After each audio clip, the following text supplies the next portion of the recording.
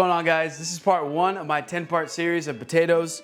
Today we're doing hash browns. We got the traditional hash browns right here, and we're also doing cubed hash browns as well. So I'm gonna use this russet potato to make the cubes, and I'm gonna use this one to make the traditional hash browns. First, you wanna start by just peeling both potatoes. Here's my first one. You can go a little more if you want all the brown spots off, but we're gonna be cutting it anyways, so I don't think it's gonna matter. Here's our second one. Ooh, much easier peel this time. And I think it is important to get the brown spots off for the potato we're gonna grate, because we're not gonna be cutting that, we're just gonna be grating it. Let me grab my bench scraper. It's a useful tool right here. Traditional potato, we're just gonna grate this how you would grate cheese.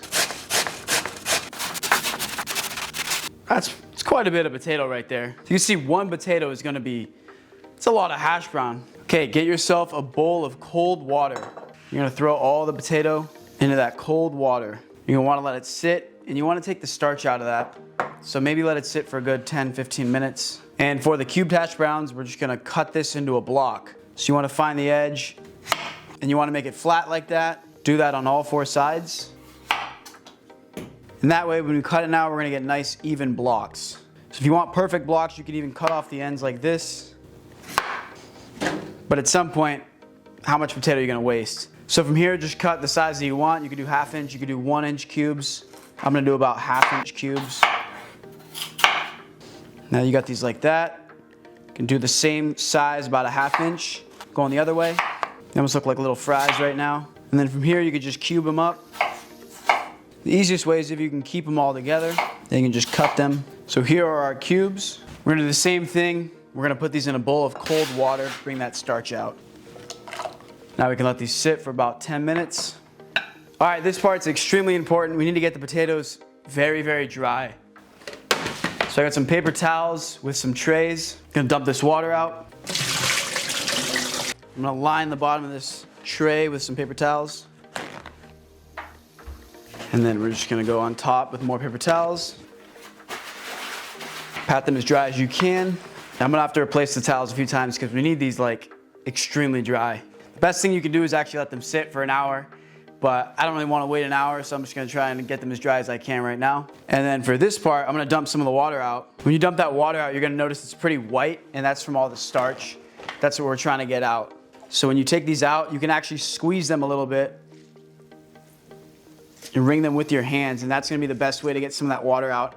So try and squeeze it if you can. You can just see how much is coming out. There we go. So I'm gonna spread these out pretty evenly. And then next, we're gonna go on top of this with more paper towels. Before you cook these, you don't wanna feel any moisture on them. It's just gonna take away from the crispiness that you're looking for in a traditional hash brown. So I'm gonna let these sit for a little bit until they're completely dry, and then we're ready to cook. After your potatoes are fully dried, you're gonna get a pan, get that heat up. I'm gonna put about 2 tablespoons of vegetable oil in here. I'm also gonna do a tablespoon of butter. And this amount of oil is gonna be really important to get that finish that we're looking for in the hash brown. I'm just gonna place all the hash browns. I'm gonna use a spatula.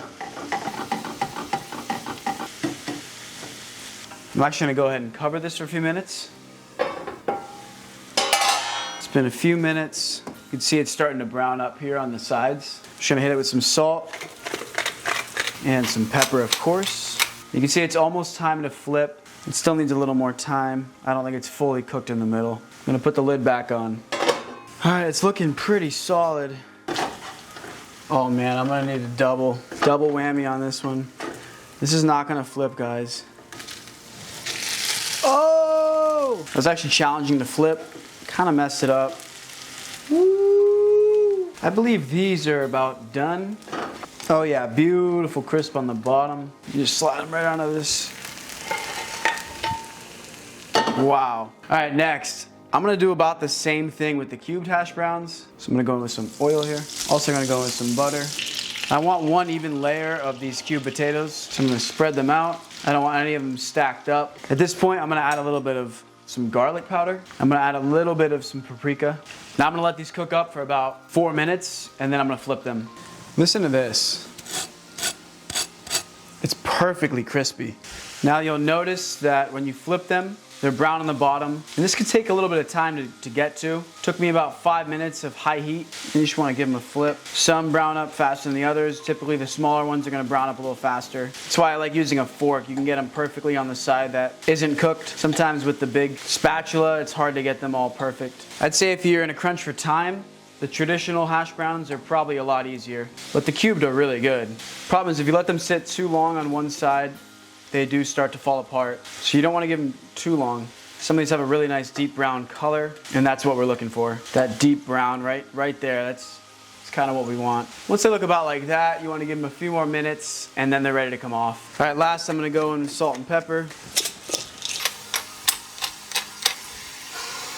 Wow, the smell from this pan is unbelievable. Once you can flip them and you can see that all the sides are brown, it's ready to come off. Oh boy.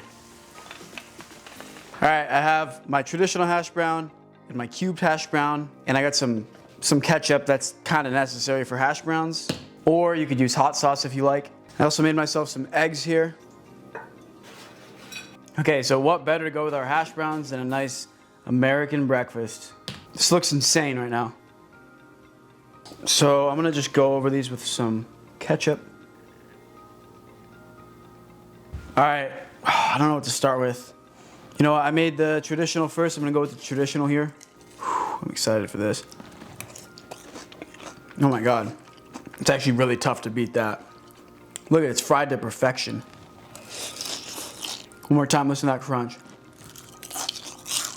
Wow. That crunch is almost like eating chips. That's ridiculous. Guys, if you're not putting chives in your scrambled eggs, it's a huge upgrade. But look at these guys. Let's go for it. Wow. Look at that bite right there. Guys, these are so easy to make, and they're way better than the frozen ones you're gonna buy at the store. If you just take 30 minutes to make these, I guarantee it'll be worth it. Thank you so much for watching, and stay tuned for my next episode on potatoes.